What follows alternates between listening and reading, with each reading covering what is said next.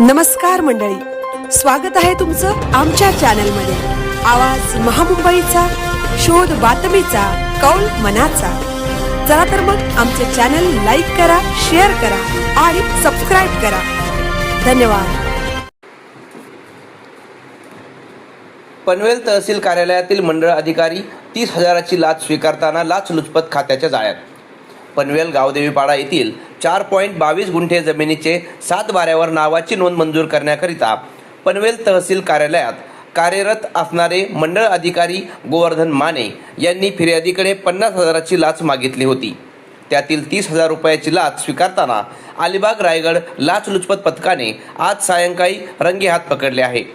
फिर्यादी यांच्याकडे पनवेल तहसील कार्यालयात कार्यरत असणारे मंडळ अधिकारी गोवर्धन माने यांनी त्यांचे काम करण्याकरिता स्वतःकरिता 20,000 रुपये तसेच थंब अप्रूव्ह करून घेणाऱ्या कर्मचाऱ्यासाठी 10,000 रुपये असे एकूण 30,000 रुपयाची मागणी केली होती।